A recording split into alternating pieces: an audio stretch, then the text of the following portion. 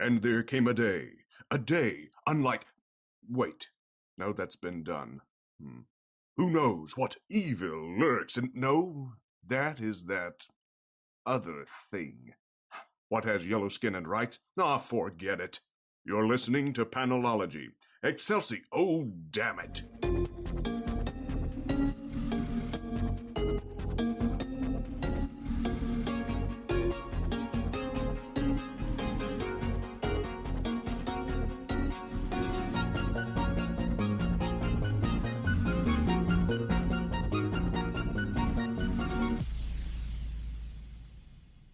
Welcome to episode 238 of Panelology. I'm Alex. And I am Brian. How's it going, Brian? Getting ready for my new job next week. Yeah? Yeah. Excited? Excited, nervous, all those normal things. Yep. Yeah. Sounds about right. Yeah. But hey, at least you've got a long weekend built into your first week. I do have that, yes. Yeah. Yeah, my house is an absolute destruction zone right now, though, because I'm building a new office downstairs. So, I've got books everywhere and boxes all over the floor, and it's a mess. Kids at home from school. Yep, so I'm a little stressed out right now from all that big mess. That's fair. That's fair. Well, I am not doing anything Thanksgiving related this year other than just cooking some for my own enjoyment. Yep. So I am uncharacteristically relaxed this week. Wow, that's nice. This is normally about when the, oh God, I've got to deal with my family Yes. kicks in. Yep. All right, then. So, anyway, let's talk about comics. Hard All pivot. right. Hard pivot. Aquaman, number 65, the end of Kelly Sue DeConnick's run. Yeah, man, I'm kind of sad about that because it's been real good. Me too. I am curious, too, to see what we get next, because this is one of the handful of books that we don't know what's coming after Future State. Future State, yeah. And I have, for the entire time I have read comics, I've always had an Aquaman book on my list. Well, it's super interesting. This was the one that, we weren't sure for a real long time if this was the last issue or not. Yeah. Yeah. We know there's a 66 that's part of Endless Winter. Right. But we don't know if there's a 67 or what. Right. But yeah, I'd say of the Aquaman of the last decade, this is one of the strongest runs, I think. Yeah, it's been real good. And what a great ending, right? Yeah. Yeah. Did you notice? I guess we're going to talk about everything but what happens first. Because spoilers, maybe? I mean, the cover pretty much gives everything away. Yeah, that's and true. Not to mention all the ads that ran in the back of every book. Well, that's what I was about to ask. The only book I actually noticed the ad in was this one. Oh, really? Yes. I don't know why. Yeah. I don't know why either. Yeah. I flipped the page of this one. I'm like, this is a weird place to put that ad. But then I didn't see that ad in any other book because I guess I just hit the to be continued at the end of each book and was like, oh, okay, close the book. The rest is ads. Yeah, no, it was in pretty much every DC book this week. Yeah. So Aquaman versus Orm.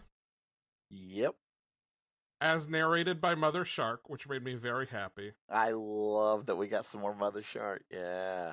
I also feel like, in the best kind of way, Mother Shark works as this sort of Kelly Sue DeConnick, almost self-insert thing. Yes, I very clearly she was using that as her voice. Yes. But I think across her run a little bit, because she has this. If you follow her on social media, if you've been on any of her mailing lists, she has a tendency to identify with and sort of talk about herself in terms of a mother shark. I think it's a little bit adorable, but it also works really well. And I think here, lets her also say her goodbye at the same time. Absolutely, yeah. Clearly, super clearly, at least the last 5 or 6 pages of that narration is 100% her. Right? Yeah. Yeah. And On the one hand, I feel like it's exactly the sort of ending to a big fight that you kind of want to see in a superhero book, like all the allies rally and help Aquaman, and we see sort of the whole cast together again, and that's always satisfying. Yeah, I mean, you very clearly. I mean, there's nothing surprising about like how this conflict and fight resolves. It's very superhero, very, like you said. Oh, he's down, but his strength is the fact that he's good and has made friends, right?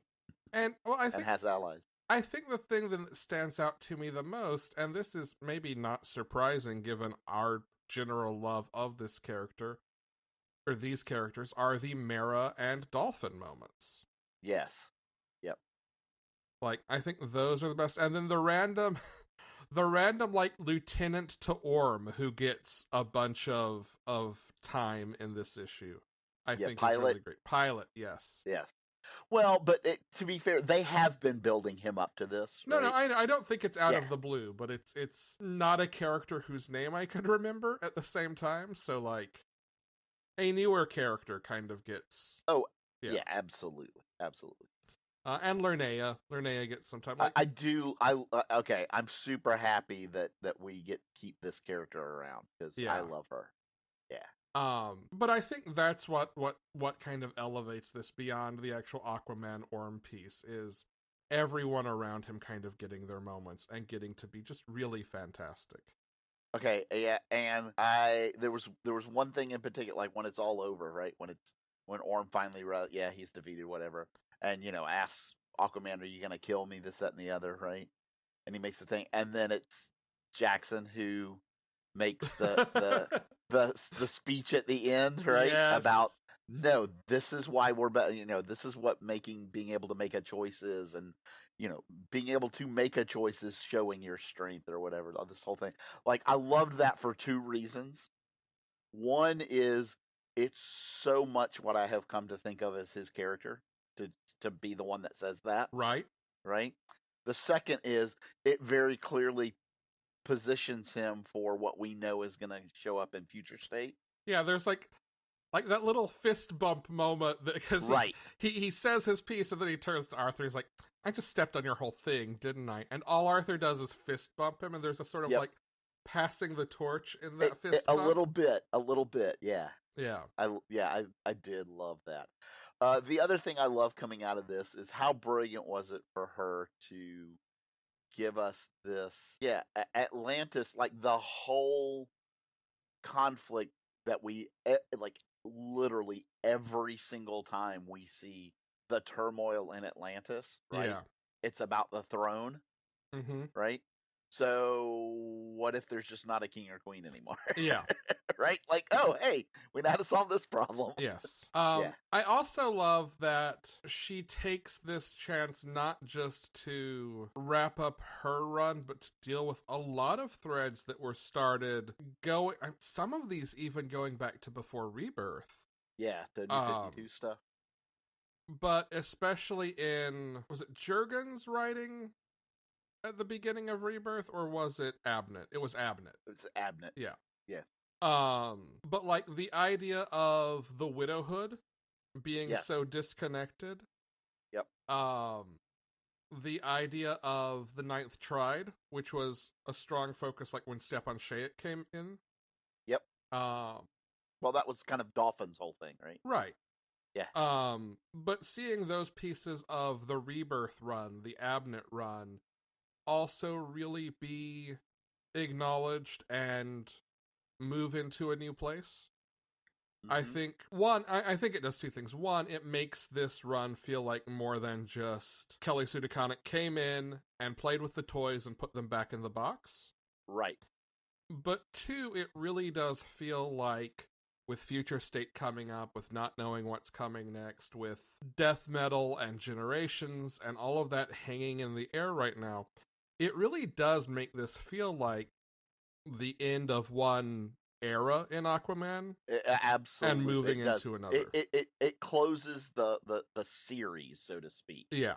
And that doesn't mean that we can't have another, but I think any story that comes next is going to be like a new series. Think of it like, a series of books, right? where maybe each book is its own story and all, but like the next story that's going to be told is something completely different. It's not part of this. It's like seeing the Doctor regenerate to a new actor. Yeah, that's like, there you go. The that's DNA of the thing is going to have to change for the next. Sure. Yep. The next stretch. Yeah, and I did love the little touchstones that we get, like the fact that we just get to see Dr. Thanetta again. Yeah. Right? And it's just one panel, but like just to say, yep, she's still there and still being a doctor and still awesome. And we see Kale, right, saying kind of goodbye. Like I love that we get these characters that have been introduced, like they're here now. Yeah. Yeah. I'm also really glad that we get, even if it's just a couple of pages, Aquaman and Mera and Andy just kind of living a quiet life on land. Yep. I also love clearly he has schemed this whole thing with the whole, these were the only clothes I had cleaned. It's time to do laundry. Here, I laid out some clothes for you.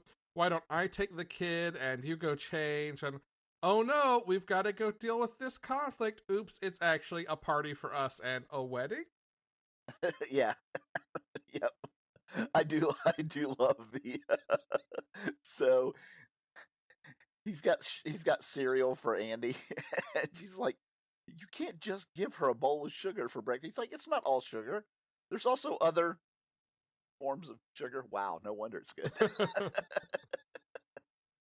Your mother's trying to ruin cereal for us. Yeah. Yeah. It's almost as bad as that time she murdered me. You deserved it. I love it. So good. Good stuff. Yeah. Yeah, I don't know exactly how you follow this. I like the idea of it being a little more focused on Jackson, honestly. Like, let Arthur and Mera have their time. Yes, please, for the love of Rao. Yeah. But I am excited to see what comes next, both in Future State and after. And I'm gonna miss Kelly Sue DeConnick either way. Yeah. Even as good as whatever comes next is. Yeah. All right. Dark Knights, Death Metal number 5, and Justice League number 57. We're going to start with Justice League because that actually comes first.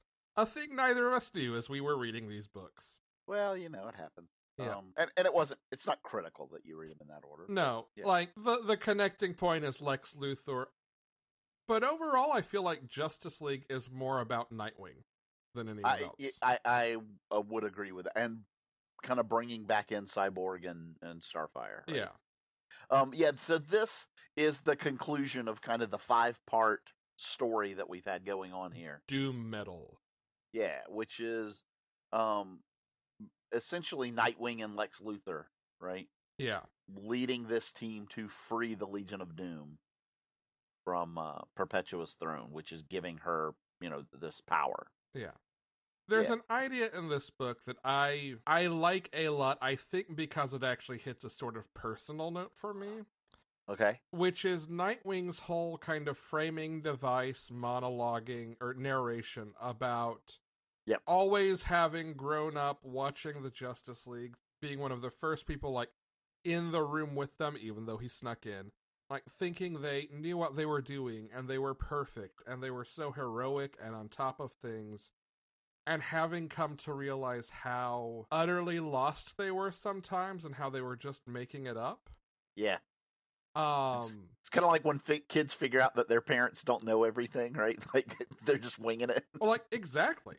Like, I feel like, and this is one of those things, I work in theater with, like, late teen, early 20s kids a lot, like, high school age, college age.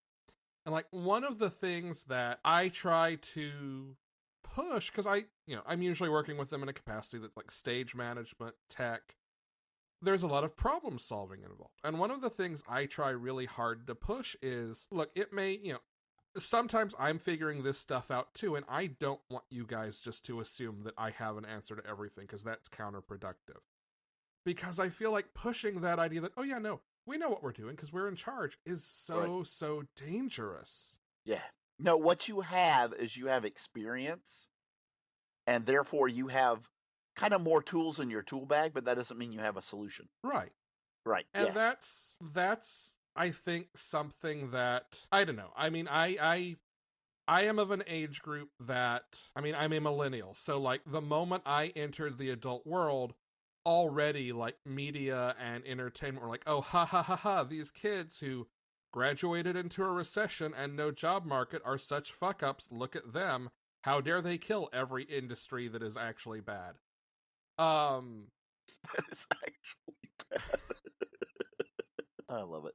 And like it took a minute to hit that whole, and it took like a very earnest conversation with my mother to hit that whole, no, like everyone is fucking up all the time. Adults aren't real, and anyone who tells you they are is just trying to consolidate their own power. They're a myth. Or adulthood is a myth. That knowing is a myth. So, like, I really love that part of this issue because if I could beam one idea into everyone's brain, Yeah. it would be that no, anyone who tells you they always know what they're doing is absolutely lying to you. Yeah.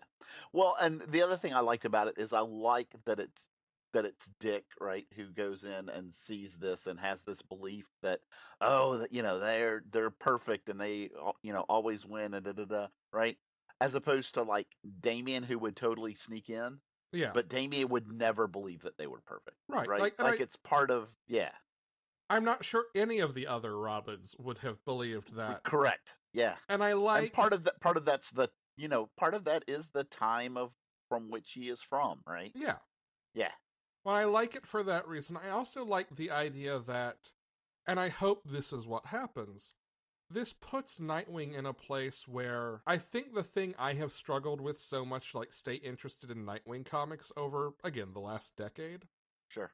is that he's been so isolated and alone. Other than that one run at the beginning of Rebirth where like they built up a cast and they gave him supporting characters and then kind of undid most of it.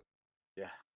He's been pretty much alone and on his own, and I don't think he's particularly effective as that or interesting as that because he has so much history and he's in that place where it feels kind of like that early 2010s millennial bashing in a way, like the whole, oh no, he's just a kid, he can't handle. No, fuck that. He is the most equipped to stand up and lead a team. And it's funny. I think he's in a really hard position in that.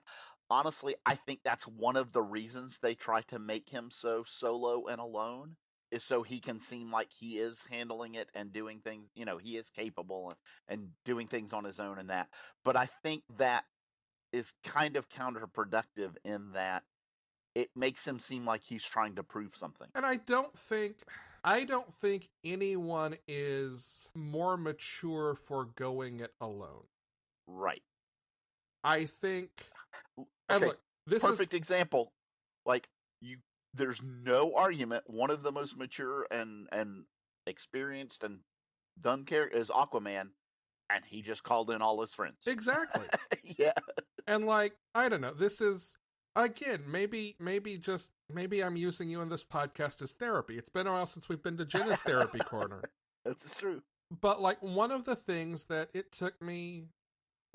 I was much happier once I figured out, let me put it that way, was as someone who is not inherently a people person or particularly extroverted, like realizing that there is still value in building a team and working with people and collaborating, and how much more I enjoy working that way, and how if I let myself actually be comfortable with being a voice of reason in the room and helping run the show, like that is satisfying. And I think lets me be way more effective in theater in whatever project than if I just try to do it myself.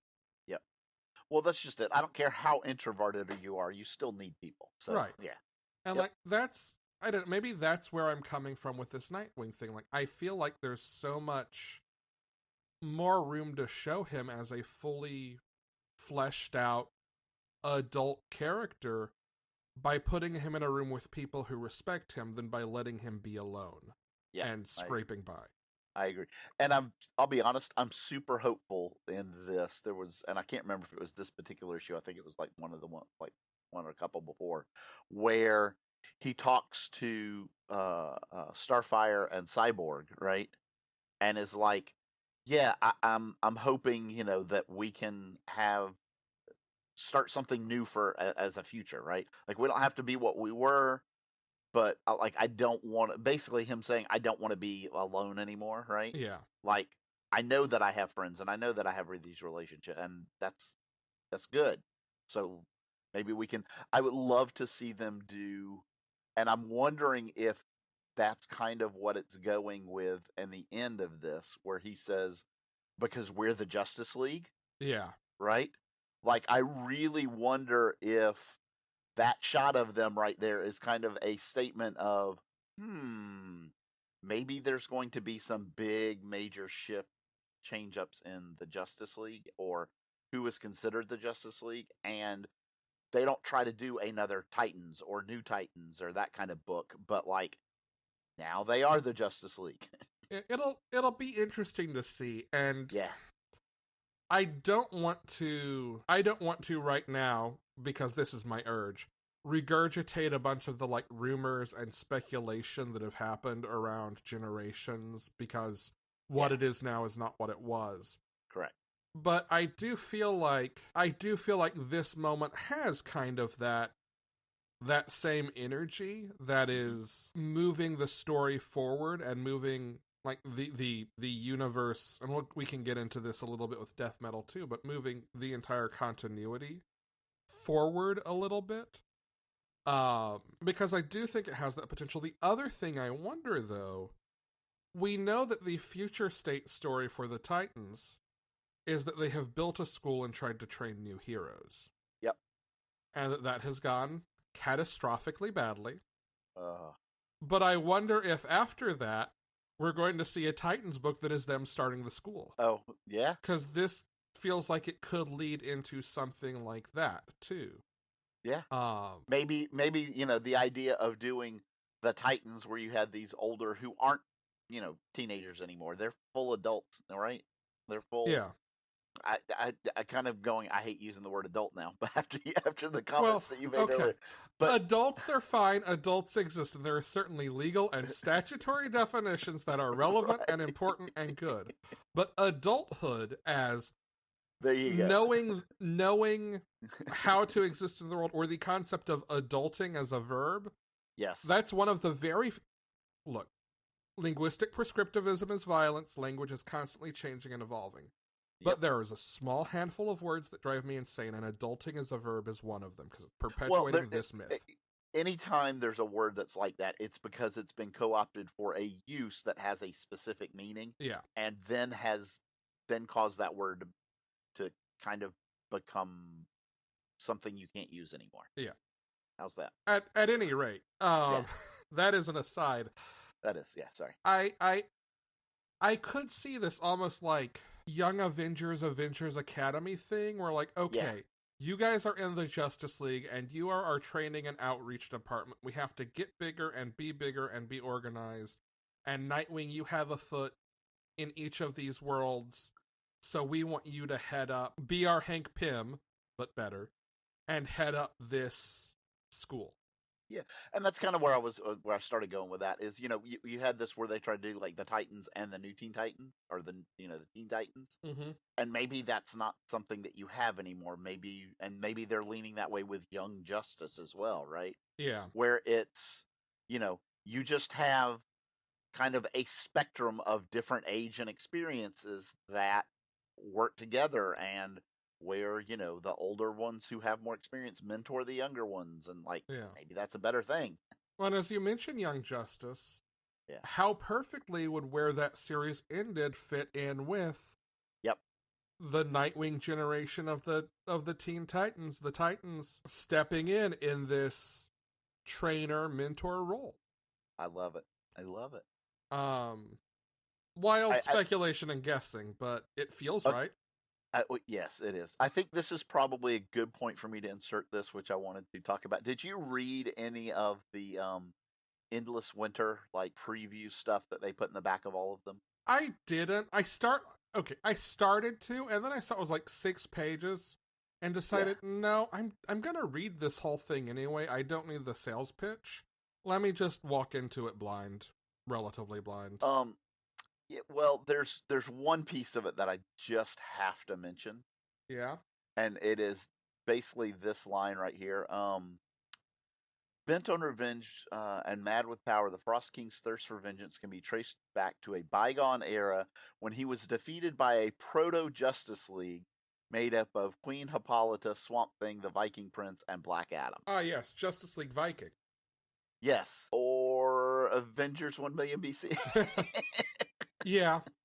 I think we might have actually made that comparison when we talked about the solicitations. Yeah, because okay. I might have cut it from that episode, but we might have made it. I still absolutely adore that Marvel and DC riff on each other's ideas to this day. Yeah. The Sorry. other thought that brings out, speaking of that and future state, while we're making wild connections that may or may not be right, the whole ancient threat that Black Adam, ruler of planet Kahndaq, has to deal with, could be Endless Winter. I'm thinking it very well possibly is. Yeah. Especially since obviously he has a tie in, you know, kind of his first appearance or whatever this is. Yeah. All right, moving along to death metal proper, Dark Knight's Death Metal number 5. Lex is here to save the day. and Lobos? Live in Las Vida Lobos? Perfect. We're done. Let me just write down the episode title now. Livin La Vida Lobos. Thank you. Yeah. No problem. This avoids the 10:45. Oh God, what am I going to call this? I want to figure out the name for this so I can schedule it to post. There you go. Dilemma. You're welcome. Yes. Death Metal number 5, in which Lex Luthor convinces Wonder Woman and an army of Lobos to send Batman and Superman to destroy the world. Legit. Yep. On the one hand, it absolutely logically follows perfectly everything that has come so far. On the other hand, that sentence, Lex Luthor convinced Wonder Woman and her army of Lobos to let Batman and Superman destroy the world, should not actually work. FYI, I now have zero doubt when Scott Snyder says you had no idea how far this is going. This is what he's talking about. Yeah. Oh, we're gonna have Batman and Superman destroy the world. Superman leading an army of villains and an undead Batman and his army of zombies. Yeah. I love that they both fess up to Wonder Woman though. Yeah. Yeah, that's good. Yeah, I nothing about this should work, Brian. Nothing about this should make any goddamn sense. I do love though Superman showing up and saying, "There's no group I'd rather stand with on this one. What do you say?" And they turn, and it's like Granny Goodness and the Riddler and like all the villains, and they're like, you sure you got the right room, Superman?" Yeah. Yeah. I love it. And then Giganta, who puts forth the obvious trope of, let me guess, you want us bad guys to team up with you and save the Earth? Nope. Actually, I want you to destroy it. It's beautiful. It really is. I also feel like we do not mention often enough how absolutely insane Greg Capullo and Jonathan Glapion and FCO Placencia's art is in this. I mean, there are scenes where like there are armies and armies of characters converging, and like I don't know, characters half a centimeter tall, you know exactly who they are. Yeah. Like a Where's Waldo book does not have this much detail in its crowds. Can I say maybe my favorite line in this whole issue though? Please. Is Superman going, okay, yeah, the big evil, all the evil from these other Earths are coming. Here they come. Da da da. So get ready. And Penguin goes, I have a very sharp rock. What the fuck? Hey, that's all he needs. Hey, yeah, sure. Yeah. Oh, yeah, Batman and his army of zombies is particularly, I do like that. Like you get Don Hall as Dove, right? Uh-huh. Oh, you get I think Airwave is back there somewhere. Yeah. Yeah. I see Oh, Liberty so Bell and good. Hourman. I'm mentioning them because I actually know who they are. Yeah. And most of... Batlash. Yeah. The he's the Western Oh, guy. okay. Yeah, that makes sense. Yeah. And is Yep. that in the very, very back, Guardian? It is. It is. Yeah. Who's the blue and purple just behind dead Batman's Grim Reaper scythe that I just thought through? That is you're talking about like literally right behind him with the red mask or purplish mask. Yeah. That is Hawk from that is or maybe it's Kestrel. I can't remember what her name was, but it was some aspect of the Hawk and Dove thing. Okay. Yeah. Yeah, like there are so many, and I know a lot of them are like Yeah. Golden Age JSA characters who I just do Oh, not sure, know. sure. Yeah, there's Sandman and Atom and yeah. Our Man. Yeah. Yep. Anyway. Okay. I do have to point this one out because I'm not sure if this is an actual character or not. But there's one way back in the background that very clearly looks like oh god, I can't remember his name. From Marvel Fanfare, the Nuff said or what Not Brand Ech. yeah, not Brand Ech. That's the one I'm thinking of. Yeah, where he's got the pot helmet on. Yeah. I'm like, okay. God, I can't remember his name for some reason. Not Paste Pot Pete. No, I'm drawing a blank. Forbush Man. There you go. Thank you. Had to dig deep for that one. Yeah. Anyway, good stuff. Holy cow. We do, however, get a super small glimpse of... So, yeah, this I now understand what the last 52 might be about, and all the one-shots that are talking about right before everyone's last stand, the last stand for reality, blah, blah, blah, blah. Yeah. So the Batman Who Laughs has created these other Earths, like his version of the 52 Earths, right? Yeah. And we just get a couple of glimpses of what those might be, of who characters on them might be. Mm-hmm. Oh, damn. This Wonder Woman looks badass. Or Wonder Batwoman? I don't... Is that Wonder Woman the Wonder Woman who is on the Art Germ variant? Is that... I do not know. I don't know. I don't have... It doesn't look like the this same issue armor. in yet. I have no clue what character this is on the Art Germ variant. Oh, is Cole the Mara Batman? Is that what this is? Yeah, that's what I'm guessing, yeah. Okay. Yes, you're right. Cole is the daughter of Batman and Wonder Woman. Okay. Yeah. Okay. Well, I'm going to cut out half of that conversation. Yeah. But we also get other ones that you hadn't probably thought of, like Batman as Spectre. Yep. Which scares the shit out of me. Batman as a spirit of vengeance, though, makes so much sense. Oh, absolutely. Like how Bruce Wayne seeking vengeance? Yeah. For the death of his parents? Yeah. Of course. Yeah.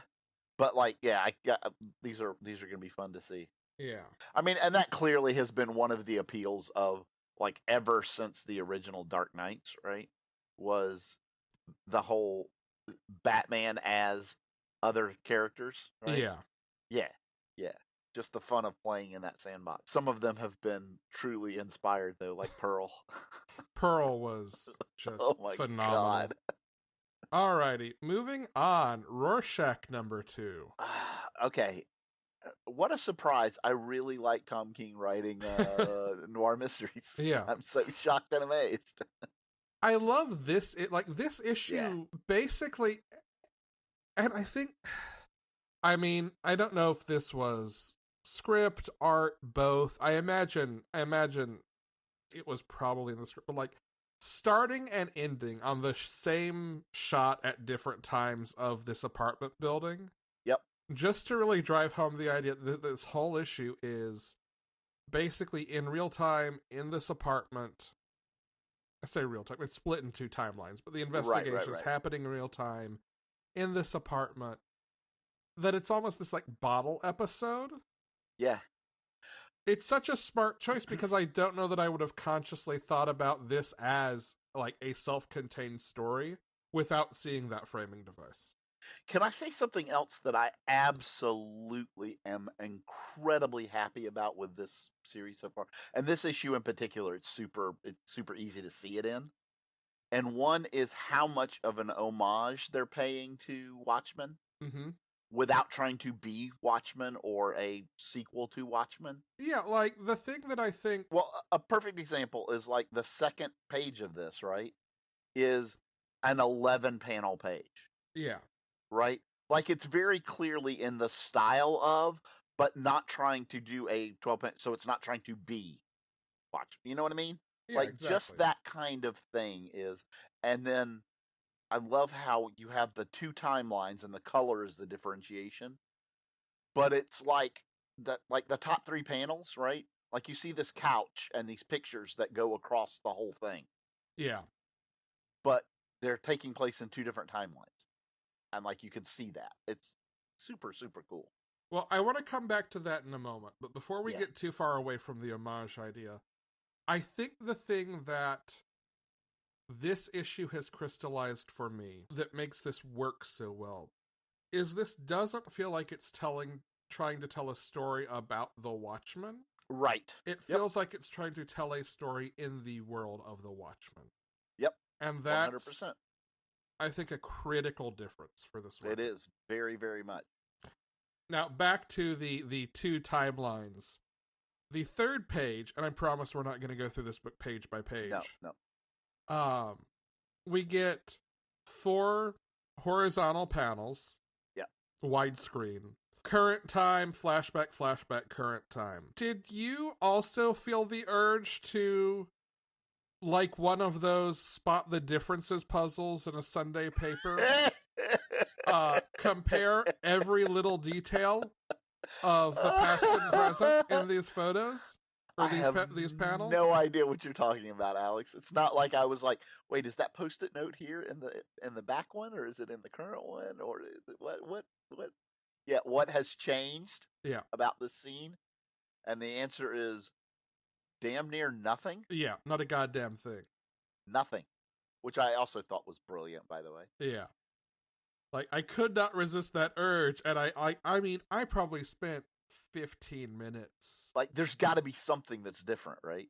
But, like, even going through, like, a post-stamp sized portion at a time, like, I could not find a thing. Beyond just, like, beyond Jorge Fornes drew this panel 4 times, damn near identically. Like, there are not wild like, I'm differences. even wondering if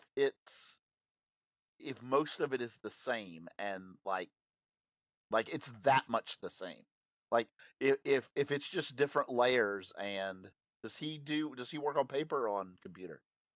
I truthfully don't know. Just curious, because if it's on computer, I can very easily see that 98% of this being the same thing, and him like just redrawing the chair on a different layer, right? Yeah, and that may very well be what's going on. Like, it's that much the same. Like, even, like, the specs and stuff are in the same place. Like, I'll put it this way. If he actually redrew every piece of this from scratch, this identically, he might, in fact, be a mimeograph machine that has gained sentience. A remarkably talented mimeograph machine, but a mimeograph machine. Okay, but regardless, so like there's some very cool layout and art tricks that are being done in this, which I very much appreciate and admire.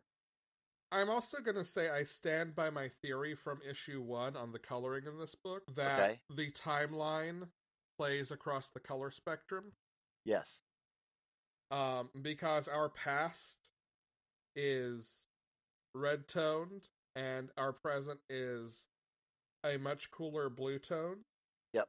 And then there are some flashbacks that are yellow, that are like not as far in the far past. Yep. Yeah, I still could not begin to tell you what's actually going on. Yeah. I think that it's interesting that you call this a bottle episode, because this very clearly doesn't do a whole lot to progress the mystery of why they tried to kill this presidential candidate and that kind of stuff. It's really much more about who this one person was that was in the Rorschach mask. Yeah. And giving us some insight into who that person is and why he might have motivation at some point. Right. And like there was a question hanging at the end of one, I think, which was, are Rorschach and Meyerson two different people? Are they the same person? Did Rorschach at some point like take over Meyerson's life? Right. And I don't know that this answers any of those questions, but it does create the connection. Okay, Meyerson did have something to do with the events of issue 1. Yes. He is in some way connected. Like, I like that this is so far from the big question. Yep. But that it does root in, like, the shock, like the twist from issue 1. Yeah. This very easily could have been a Brubaker Phillips. Yes. Issue, right? Yeah. Yeah, like it was that good. I loved it. I also like that it isn't really, like, there's a mystery at the center of it, but it is not written as a mystery story, a murder mystery story that is solvable. Right. Like, going back to Heroes in Crisis, like, part of the reason I struggled with that is it was trying to be this solvable mystery, but it wasn't a solvable mystery. Right. And this, I think, works for me where that didn't as well, because it's not actually playing in the same sandbox, even though, like, on paper, sounding similar. Well, I think the difference is, like, when you get the clues, right? The character gets the clues and solves them, right? Yeah. Yeah, so it moves on with it, right? Yeah.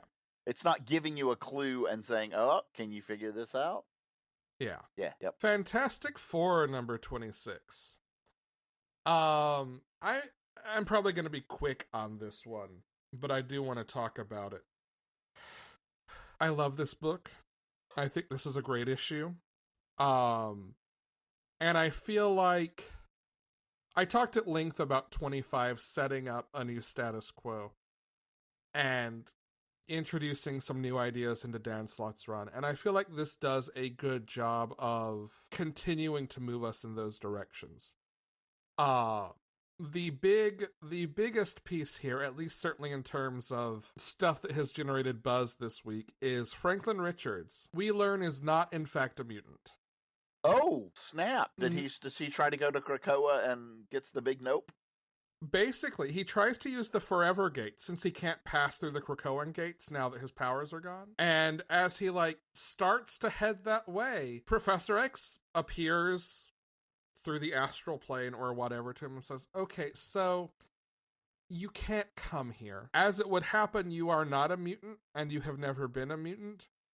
You so wanted to be one that your reality warping powers made you appear to be one. And now that they're gone, there is no trace that you were ever a mutant. Wow. Yeah. So his powers made him a mutant. Yes. Interesting. Yeah. Like, and I get why maybe some people have brushed up against this, but I don't know, it reads like something that a kid would convince himself of. A little kid with the ability to alter reality. Yeah. I think would absolutely, like, believe this easy fiction in such a way that, like, okay, that's true now. Yeah. Well, I guess a clear example that I can think of, right, are people who, like, imagine if there's somebody who really, really had reality warping powers, right? Uh-huh. Who is into the whole trying to be a real vampire thing. Yeah. Right? Like, they would totally make themselves a real vampire. Right. Yeah. But that's the kind of thing that this book is doing now. We have The return of the Future Foundation crew from Jeremy Whitley's run. Oh, nice. The Fantastic Four used the Forever Gate to bring them home. Which means that now, with Johnny Storm living with his soul-bound partner from space, the Skrull who pretended to be Alicia and almost married Johnny, or did marry Johnny? I don't know. That was before my time reading. Is back on Earth and had not heard of the ceasefire between the Kree and the Skrull. So she sees Nikki and oh shoot, what's the other kid's name? I can't remember now. Joe. Yeah. She sees Joe and Nikki and is like, "Oh, well, if you two are actually here not killing each other, this must be true. I will stay and let you tell me everything that has happened." Can I just say, the way you paused when you said the Skrull who was Alicia Masters, the only thing that immediately popped in my head was the Skrull who laughs. I don't think I've ever seen a Skrull laugh. I think that's like when doves cry. I know, but like, come on, somebody's gonna have that. I know. Yeah. Yep. I just wanted to get that doves cry thing out there, honestly. Fair enough. Also now a bunch of... Which, strangely enough, the last time that happened is when Johnny married the Skrull that looked like Alicia. That's when doves cried. Yeah. And Nikki and Joe do not like this Skrull. Because they are very protective of and loyal to Alicia. Yes, as they should be. Yes. Also, the big threat from the first arc of this series makes her reappearance. So... Okay. Lots of stuff going on. Such a good book. Strongly recommend catching up on it if you haven't been reading it. All right. Marvel's Voices, Indigenous Voices one shot. What did you think? I enjoyed it. I like, it's very clearly it's a one shot anthology little thing. But I did enjoy the stories that got told. I really want to know if we're going to get more of this first Echo story. It very much seemed like a setup for something, didn't it? It did. So Carol Danvers shows up after Echo is done dealing with some, or in the process of dealing with some, just, I think, random thugs, and invites her up to space to help fight a god. Right. On behalf of a people who have taken a vow of nonviolence. And they get to space, and immediately Carol turns into Loki and disappears. Yeah. So Echo has to... Thanks, bye! Yeah. So Echo has to deal with this on her own, and Echo is not a character who I know super well. I don't either. I know she's from the Bendis Daredevil run and has mostly just shown up in it. But I am super interested in like this story and why Loki has pulled her into space and all of these things. There are a couple of clear hooks in this that sound like they're setting up, an ongoing, or at least a miniseries. I want more of this story. Or at least her showing up in a book for a arc where she's a major player. No, give her own book. No, I'm just saying that I don't know what it's setting up, but it's at the very least it's that. Yeah. Yeah. So that story is written by Rebecca Roanhorse with art by Wes Hoyat Alvitre and colors by Lee Laffridge. Mm-hmm.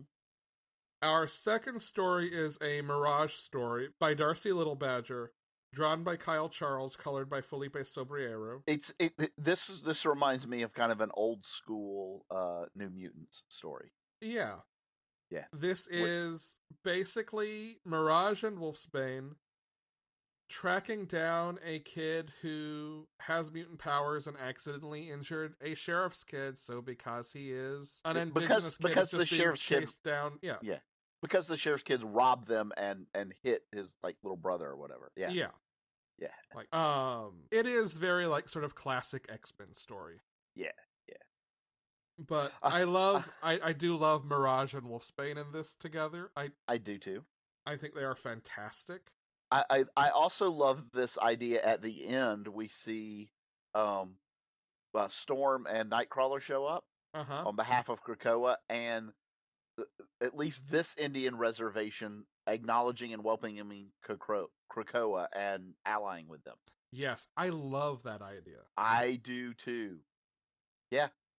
Like, oh, so all of the reservations that exist potentially around, because they speak only for their reservation, but Right. potentially all of these different reservations could be, safe ground for mutants and for Yeah. Krakoan. Yeah. I also like the sort of stance that Mirage takes about being able to be many things, to have Yes. multiple identities, to not have to choose. Yeah. So the mutant that they rescue basically asks her, so do you consider yourself? I think she's Cheyenne, right? Right. Or Krakoan, and she's like, both. You And don't have to. sometimes I'm a Valkyrie, a Yeah. teacher, and a connoisseur of black coffee. Yeah. Krakoa isn't about assimilation. I'd raise hell before that happened. We can be many things, Julian, and have many families. Yeah. I love that. Then the third story is about Silver Fox. Yep. Silver Fox Blue Moon. This one's written by Stephen Graham Jones, penciled by David Cutler, inked by Roberto Paggi, and colored by Chris Peter. And this is not a character I'm super familiar with. This is someone from Wolverine's past? Yes. Yes. This is because this goes back to when they first started exploring the idea that Wolverine wasn't just born, in the early like 20s or whatever it was, that he actually has been around a really, really, really long time. Right. And has had all these different lives. And one part of that was this part where he uh, essentially had a relationship with this Native American character named Silver Fox. Gotcha. Yeah. Yeah, I think I'm missing some of that history for this to have the fully intended impact on me. Just because like a lot of the like I was I don't know 2/3 of the way through this before I realized this was a flashback. That's how little context I personally have. Oh, gotcha. But I like this character and I like Yeah. the art in this story a lot. The art is super great in this. And yeah, this is a story that takes place even before she ever met Logan. Yeah. Right. And it's essentially a story about who she was then and how she meets. I think that the Blue Moon is the wolf. That's Yes. Yep. The adorable little wolf cub. Yes. Well, here, yes. Only context I have for it. It's an adorable little wolf cub. It is an adorable little wolf cub. Yes. It's a comic book story, so things don't necessarily end happy in the end. But yeah. Yeah. I did get that. There are some very worrisome predictions of the future that I recognize. This was where I realized, oh, this is a flashback. This has to be a flashback, because otherwise how would anyone know what these mean? Yeah. Clearly things do not go great, but it was good to see, I don't know, this character somewhere, because this is not a character who I've seen around since I've been reading comics. Yeah. This was a really, really well done, nice little anthology. Yeah. I liked it. Yep. Venom number 30. I'll keep this one quick. This wraps up the Venom Beyond storyline, and some of the beats in this probably go about the way kind of you'd expect them to go in this issue, because we know Venom's got to get back to his own Earth for the Null stuff that starts in a couple of weeks. But this issue takes a moment to give Venom and Dylan and another character who I may have mentioned that this character's in this story before, but if not, I'm not going to do it here. Time to have like a year and a half of just calm and quiet and peace on this alternate Earth before he comes back. And that was unexpected and really nice.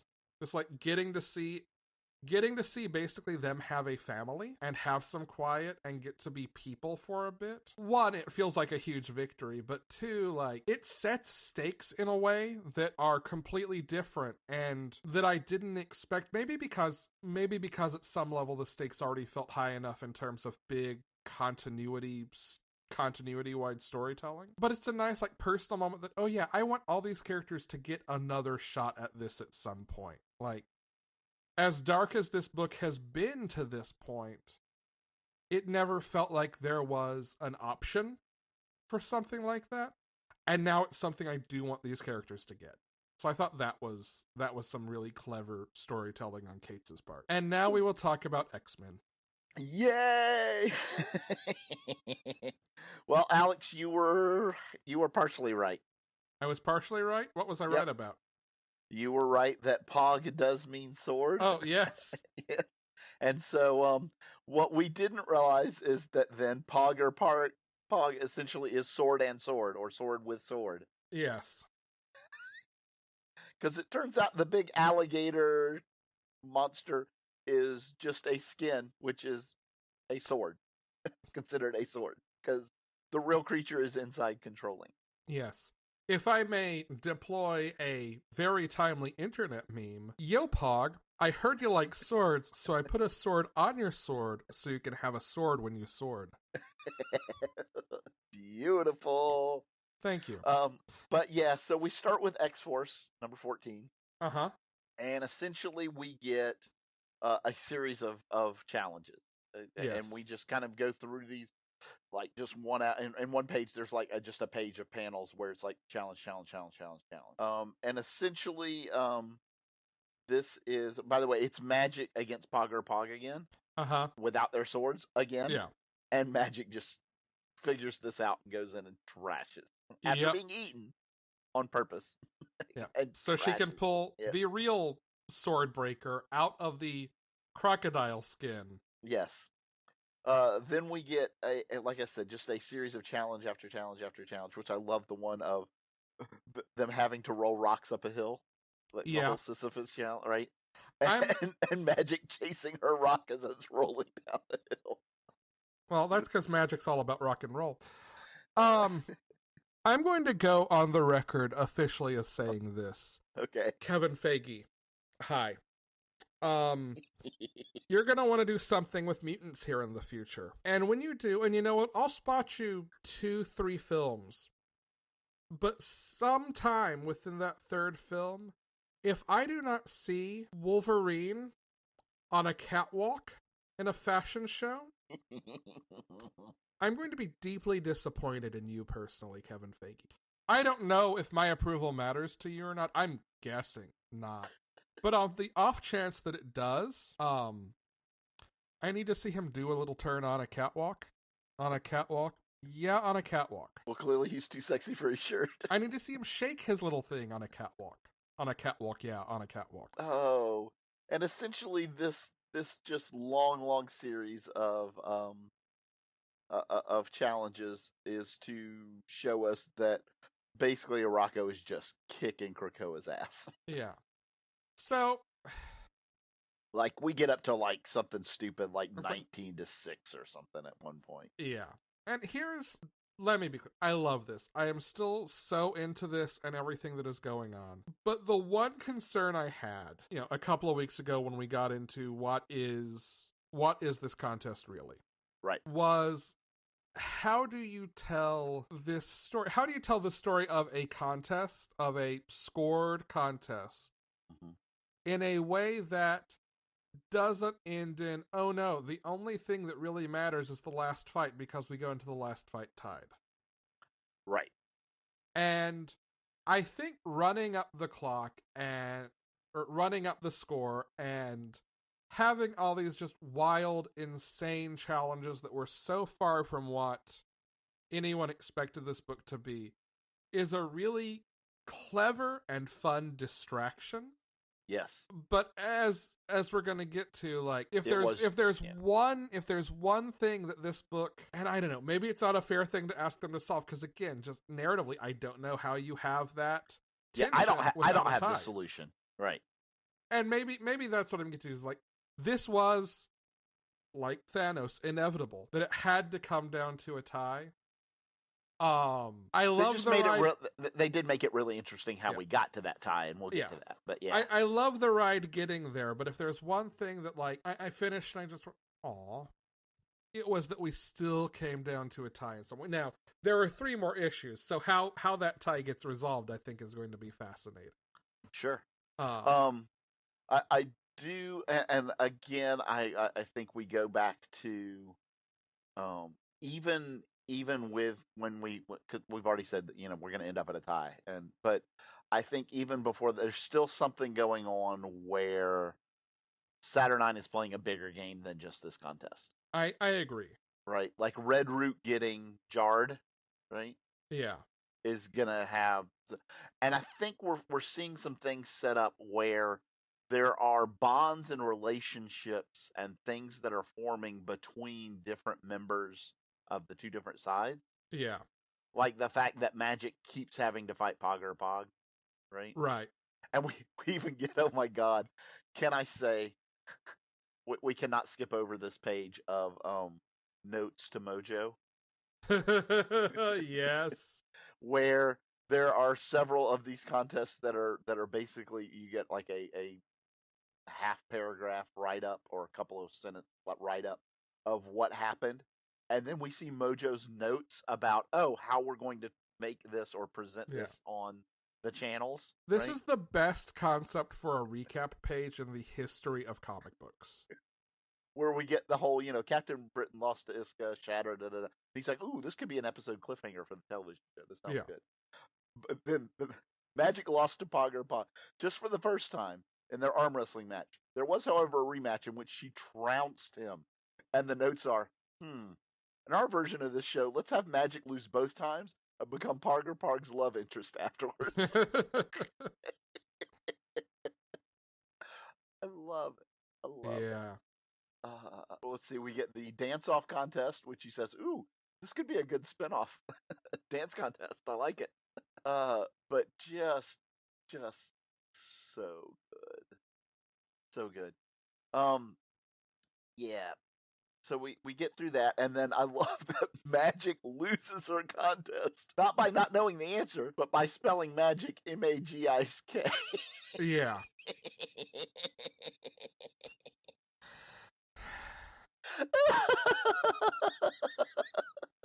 Which was 100% a nod to, why do characters have to be stupid about how they spell their names? Yeah, 100%.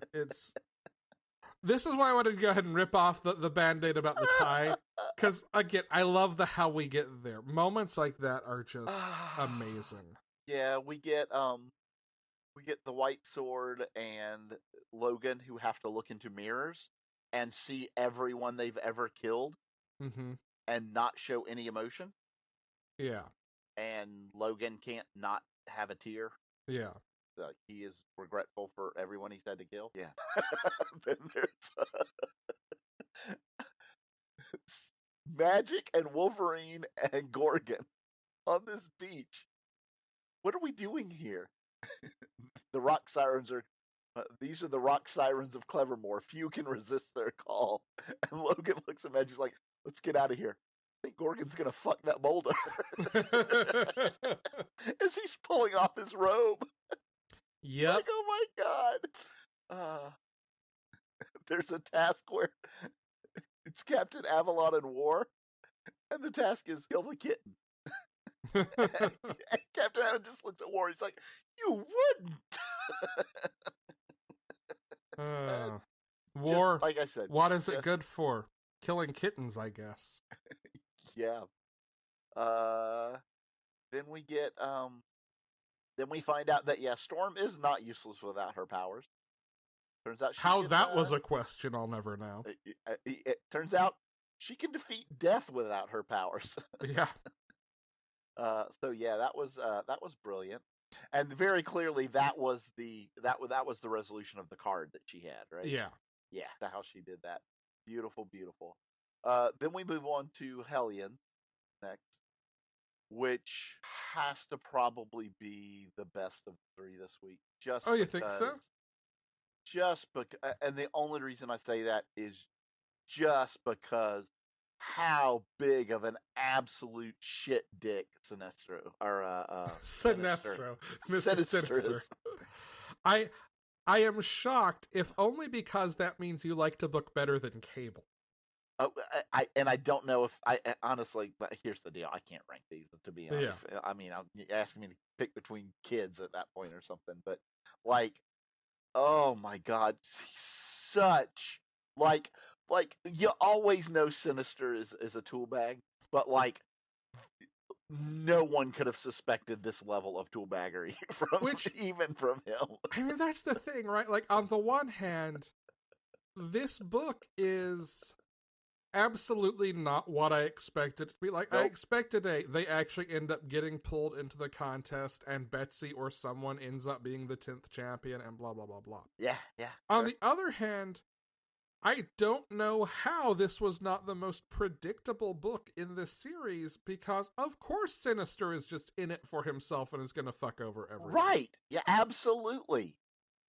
Oh my god. Yeah, like, okay, well, we've got some mutants. Well, the other thing is, I love that we meet Arako's Sinister equivalent. Yes. Yeah. Oh my god. Like, and just as bad as he is. Absolutely. Holy cow. And Sinister wants to steal his library of genetic samples. That is what we're all about now. And how does he do this, Alex? With his box of nano mosquitoes. Yes. Who go and capture DNA for him. I had, I think, repressed that moment because that was horrifying. His GCDs, genetic collection drones, that are little tiny mosquito drones that swarm and steal DNA. Yes. Yeah. Oh my god, that's so awful. Yeah. And then we find the Hellion essentially just getting their asses handed to them by this squad of modified Arakan clones. Yeah, mutant clones. Yes. Like not even close. And Sinister, knowing exactly who he is, sacrifices, and I say that in air quotes, himself to get this DNA to Quanah so she can take it back to Krakoa. Yeah. Yeah. And then we get a page that explains how the 4 who were sent back, who made it back, traveled across Otherworld, and the unfortunate status of Lady Saturnine's missing horse. Yeah. Oops. Sorry, what's her name? Princess? Yeah. So 4 of them, 3.5 of them, make it back to Arakko. Yeah. Just for Sinister to show up and murder them all. Swing home for a new cape. Because remember, Sinister has clones of himself, and one of them stayed behind. Oh, was that the one who stayed behind? Yes. Oh, yeah. The Sinister that went with them is dead. He got literally sliced up. Okay, right? That makes more sense. Yeah, so this was the Sinister that was stayed behind on Krakoa and was just waiting for them to get back. Duh. Okay, yes. Beautiful. Brilliant. Love it. And when they show up through the gate, he's waiting for them, and it's Havoc and Quanon and let's see who else. Shoot, I can't remember names. These are mutants I'm not as familiar with. But yeah, same. But regardless, Sinister's sitting there waiting for them and drops these smoke bombs and stabs Quanon through the heart and shoots Havoc in the head and dissolves God, this is the one I can't think of the name of. Was it Greycrow? Yeah. Yep. Yeah. Yeah. And then, and I love it, he drops these smokes and he's like, oh yeah, sorry about the smoke, but everybody's got cameras these days. It's like, oh my god. And then comes running out screaming, oh my god, help, there's been a terrible attack, my precious Hellions, they're dead. Yep. And plays it off that he's the only one that made it back. Now, I say this good news, right? Is that Quanon and Havoc and Greycrow did make it back to Krakoa. Yes. So they can be brought back as is. What happens if half of you dies in Krakoa? No, Empath did crawl out the rest of the way, so I guess he completely died in Krakoa. Yeah, Empath. Oh, yeah, Empath also. Yeah, that's right, made it back. So yeah, Empath is in Krakoa as well. Yeah. But we get like Mother and Nanny and Wild Child, Orphan Maker. Yeah, there you go. Who all died, not even in Otherworld, but on Amen. What happens if you die in Arakko? We don't know. We have no idea. So guess we'll find out. Yeah. But God, Sinister is such like literally the worst in this. I have a question. Yeah. What do you think happens if the amino fetus actually eats? Oh, I don't know, but it really scares me to think of it. Because, like, even Tarn's minions, like, stop fighting to try to stop him from eating when it looks like he's about to eat. Like, I mean, all I can think of is gremlins, right? You know? Yeah, although. Fair. Yeah. So then we have Cable, which starts out essentially with Sinister coming to the Quiet Council, or, those that are there. Yeah. After swinging home for a cape. Right. And basically saying, no, you're not listening. No one that went over there is coming back. It's a fucking shit show. Which is not completely wrong about. Yeah. Yeah. And then we get Cable having his contest against Bay of the Blood Moon, which I really enjoyed that they actually showed this contest. So one of the things is it is a legit fight with swords, with, like what we all thought it was going to be from the start. Yeah. And Cable actually has the upper hand, can win this fight. Yeah. But is unwilling to kill Bay of the Blood Moon because he knows it's Doug's wife. Yeah. And because he hesitates, then she is then able to essentially do it. And Doug pleads for his life, and Saturnine says that, nope, I announced that this was to the death, but then relents and says, but sometimes some deaths are of the spirit, and because Cable is broken. Yeah. By losing this fight, because all he wanted to do was make his parents proud. And this is clearly the Fool card moment. Yes. Yep. Yeah. Yeah. This is also where Saturnine cuts off Scott and Jean's connection to Cable to be able to spy. Which read to me 100% as she absolutely knew that it was there. Uh-huh. And permitted it for her own plans. Yeah, I mean, I think she and even is cutting says, it now also for her own plans. Yeah. I've tolerated the spying for long enough, I think. Yeah. She clearly wanted them to know so that they can instigate something. Yeah. Like, here's the thing. She is playing a much longer plan with all of this and has obviously a lot of moving pieces she's trying to put in place. Right? Yeah. And so going into this, the score is 18-6 in favor of Araco. And then White Sword makes a mistake. Does he make a mistake, though, or does he know? I don't know. That's a good question. Because the White Sword, one, he fucking hates the Horsemen. Yes, that's true. And two, he says point blank, no, I just kept this going so you would beg. I think he knew what he was doing. Could be. So it's Gorgon versus White Sword. And White Sword essentially says, yeah, you'll face me after you make it through all 100 of my swords. Yeah. And begins summoning them. First he summons one, and Gorgon literally decapitates him. Then he summons 2 and 3, and Gorgon drops both of them. And then 4, 5, and 6. And essentially we end up with, hey, Saturnine counts each one of his swords that he kills as a win, as a point in the contest. Yeah. And essentially that then brings Krakoa one ahead, in which case then White Sword summons all the rest of them, and they overwhelm Gorgon and kill him. Yeah. Which ties us up again. Don't kill him, because... No, they don't kill him. They wound him. Great. Yeah, right? And then White Sword... Yeah, and then White Sword kills him. Yeah. Which... So it's super, super interesting wording here, right? Where White Sword basically says, in a moment it will all be over, and when it's done, I will restore you, and you will serve me. And Gorgon says, never, I walk my own path. And White Sword says, I could impose my will on you. And Gorgon says, not over me. And like White Sword has respect for that, and is like, so be it, and kills him. To which you see Apocalypse standing with Doug and Cable and Magic and saying, that is how a mutant dies, children. Yeah. Which is a callback. Yeah. That's a callback to the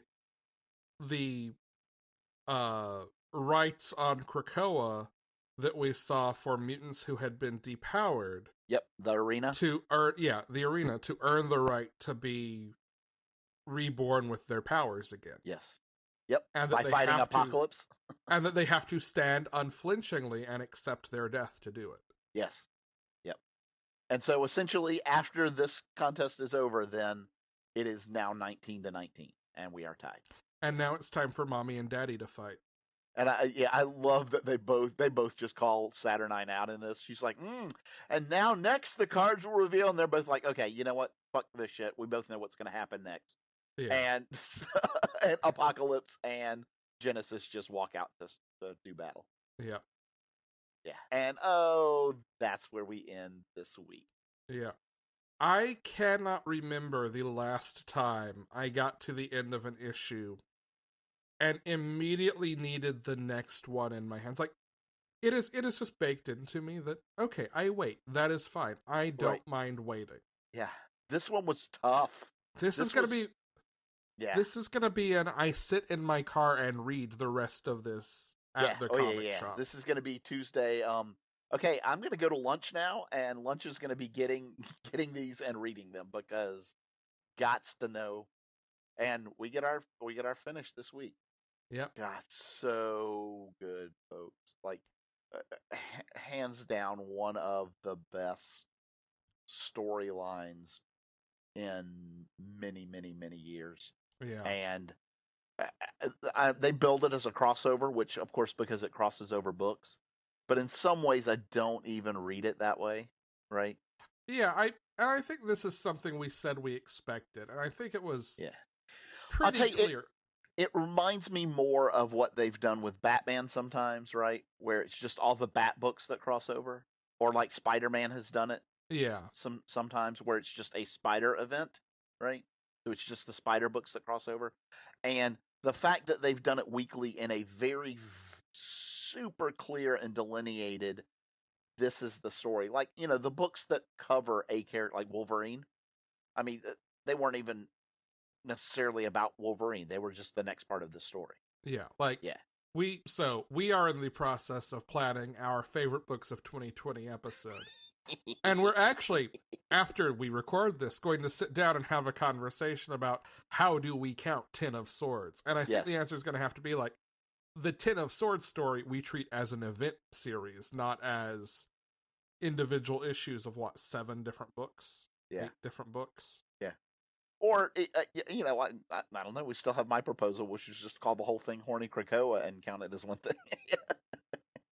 Yeah. Just a reminder that favorite list, this is why we say favorites and not best of, it's all arbitrary and subjective. Oh, yeah, it's our own opinion about stuffs. Yep, you got it. Gee, surprise, surprise. Guess what's going to be on Brian's list? Spoilers. We like X-Men. A book we spend at least half an hour every week talking, or a series of books. Yes, indeed. An entire editorial office we spend at least half an hour of every episode talking about. Yeah, it'd be good. All right. Is it still good? Once and Future, number 13, we begin our third arc, which opens with an omen of magpies appearing before Bridget, who compares a pair of nursery rhymes to decide whether the 6 magpies before her promise a good omen or an ill omen. And then the magpies answer her. Something is killing the children, number 12. Things are about as bleak as they have been in this book, as the Order of St. George shows up, while several monsters are still on the loose, and we learn maybe where these monsters come from and get an idea of how they are brought into the world. And all of it is a really, really good bummer. Barbalian, Red Planet, number 1, Brian. So this is exactly what was promised, which is it takes place in 2 different time frames. It takes place in modern day, where he is on Mars and standing accused of being a traitor to Mars, and then we go back to the 80s, where he is a police officer on Earth, and get that story started up. And it's very much going to be a internal questions he has to answer about himself, about who he is and what he stands for and all that. Cool. Yeah. Batman number 103. How about this book? Batman and Ghost Hunter face off. Ghostmaker. I'm sorry. Batman and Ghostmaker face off. Killer Clown goes for a Harley. And Harley is just sitting there talking to Poison Ivy. A cutting of the plant, not Pamela Isley. Where she talks about having rashes in places she really shouldn't. Yes. And then kisses it. Yeah, exactly. Still good. This does have my quote of the week here. Brian's quote of the week. And it's literally just the fact that so they crash into her new apartment, and Batman is literally stabbed with swords from Ghostmaker, and like really, really not in good shape. So Harley leans over him and goes, "Hey, people who listen to Batman's head radio thing, he's been stabbed a bunch. We're here in Little Prisca, blah blah blah blah blah blah blah. The kid from the Narrows who killed all those clowns is tied up. Guessing whoever's stabbing is going to show up in a second and try to finish the job. So, help." Once again, Harley steals the Batman book. Yeah. She is so... I love her in Bat Family Adjacent. Yeah. Yes. Yep. Catwoman number 27. Remember how last time Catwoman said she was going to pull a heist? Catwoman pulls a heist. Yeah, she does. Yeah, it's a really satisfying heist, too. It is, too, isn't it? Yeah. Deceased, Hope at World's End, number 14. Brian. We get the opening parts of our battle to protect Ivy, the botanical gardens in Gotham. Yeah. Ivy's sanctuary. And we find out what it is Lex was really up to in recruiting Wink and Pied Piper. And there is one more issue of this left. Yep, one more. Ice Cream Man, number 21. We get a Watchmen-inspired crime noir murder mystery PI story with, one, a horrifying premise about ritual sacrifice to an ice cream-themed cult, and two, an unexpected ending that I absolutely dug. I will never not love this book, apparently. Stillwater, number 3. We start to get... Answers is not the word, but we start to learn about life in Stillwater. The Amazing Spider-Man, number 53.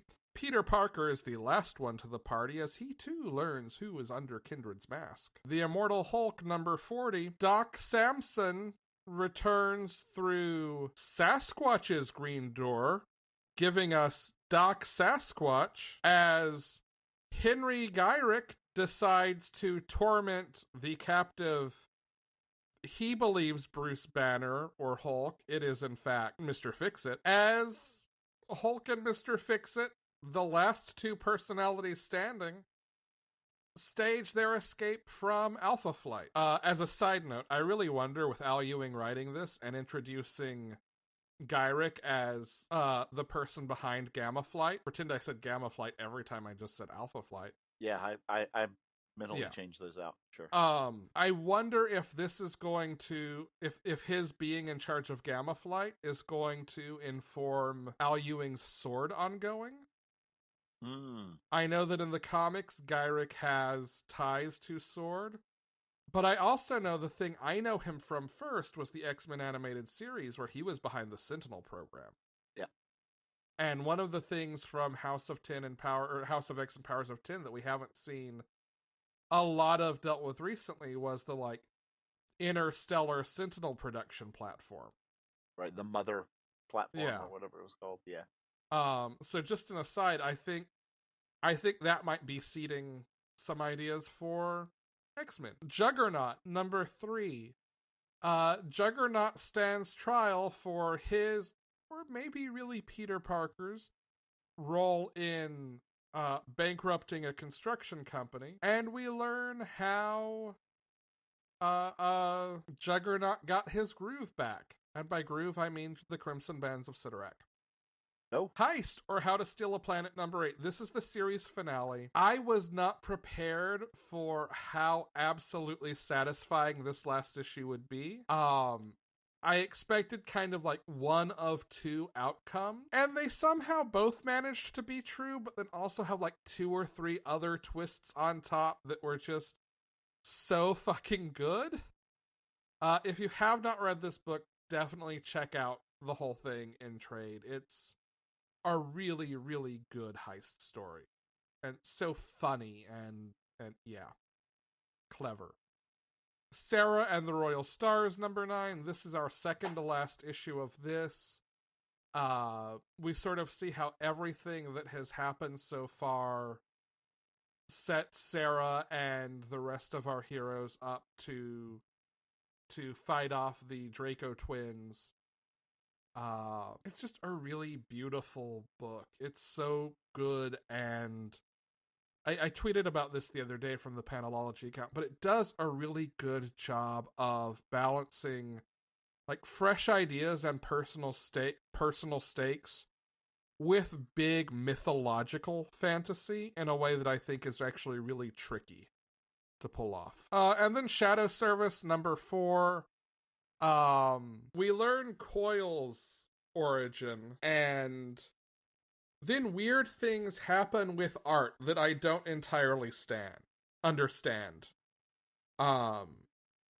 So I guess I may not know art, but I know what I like, and it's this book. This week's books. Brian and I have a lot of overlap in our lists. Oh, it's not too shocking. So let's start with the other history of the DC universe. This is John Ridley, sort of a mixed comics prose project that takes a look at marginalized characters in the DC universe. The first one is Jefferson Pierce, right? I believe that's correct, yes. Yeah. This is something we've both talked about a bunch before, because it's been solicited a couple of times, and that we are both super excited for. Yeah. Tell me about Power Pack number 1, Brian. Oh, man, you know, I don't know what it is about Power Pack that I like so much. There's just something I like. Maybe it's the primary colors. I don't know.